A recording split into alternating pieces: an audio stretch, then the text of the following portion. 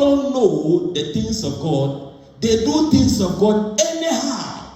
And God has what? Cursed is anyone who stands at ease in my house. We know this scripture. Cursed, if you are in the house of God, it's better you don't do it at all than to do it anyhow.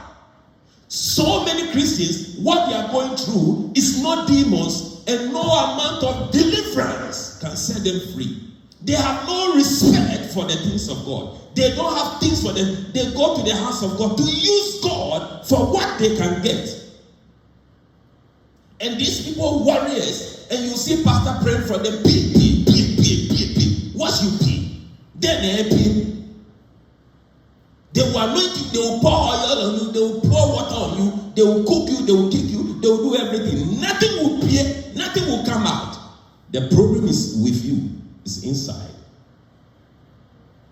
Can I speak the truth? We can't stand in the truth. You know, when I read in Psalm 1 says, there are people who cannot stand in the truth. And you know what God called them? God said the wicked cannot stand in the truth. Are we wicked? Wicked people don't want to hear truth speak to them. Welcome, your women. Jesus said, return to your first love. Return to your first love. Now, today we are finishing on this, so I want us to go over.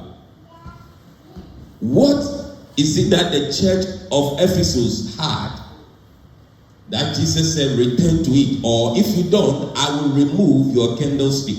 I will remove your light and you sit in darkness. And you know what is in darkness?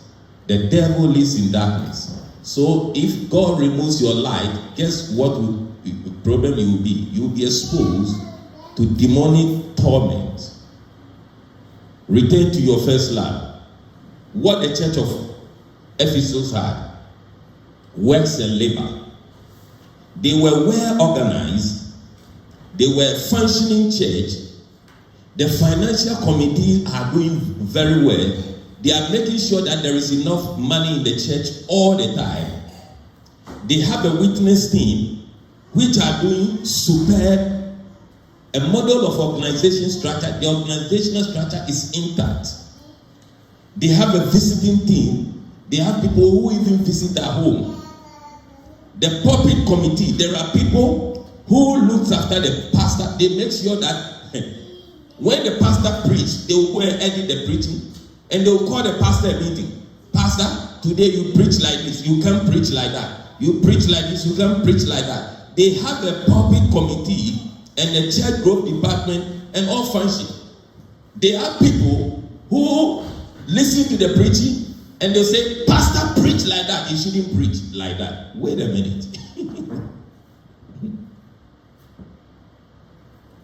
If you're a businessman or a businesswoman in the church, unless you are doing a dodgy business and the pastor preach against it. But this church, they have people who edit the pastor's preaching. And they tell the pastor what to preach and what not to preach. Especially when they are paying you. If you don't preach what they like, they will kick you out and look for a pastor who will preach the way they like. They were laboring in the name of the Lord, please. They were doing things in God's name, but God is not part of it. There are so many churches in UK today. They are doing things in the name of God, but God is not part of it. The agenda is not God. When you go to those places, unless you are spiritually sensitive, you will think they are doing something for God, but they are not. They were doing things under the right banner as they are doing it for God, but they are not. Everything is functioning well on the outside, but God knows where the problem is.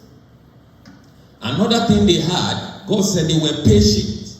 So many Christians are not patient today. The New Testament churches were exhorted to practice patience and wait on the Lord for his work. Patience in waiting for the Lord. Many people don't have patience. If the God is delaying, they will go to that prophet at the corner there. And the prophet will give you a little bit oil. That oil, you drink it and see. You have drunk demons inside of you. They will give you drink, they will give you oil, put it in this, they will put water, and they will sell all kinds of things to you. Lying devils. Which people, who did Jesus give oil to? Who did Jesus sell water to? Modern day churches, especially those from our continent, we are so ignorant. We are practicing dancing. You know what is dancing? We are practicing occultism. Yet we have brought fetishism into the church, and we think it's God. We've seen people come here, you pray simple prayer for them, especially our brothers and sisters from Nigeria. I know some Ghanaians do too. I don't encourage that over here. When you pray for them, they don't believe the prayer you have prayed for them will work. If you haven't taken their picture or you haven't given them something physically, they think the prayers you have prayed for them doesn't work. And many too, in our culture, in Ghanaian culture, those who are Christians, when you are teaching them the word of God, as long as you are not prophesying and telling them something good, even though they know they might be living wrong, they know in their heart they are living wrong, they still want you to prophesy something good about them. God doesn't do that. It's the devil that does that. You should be privileged to have a pastor who tells you the truth, because God is truth and there is no lie in God. God said we should speak truth one to another. I will only tell you the truth from this pulpit.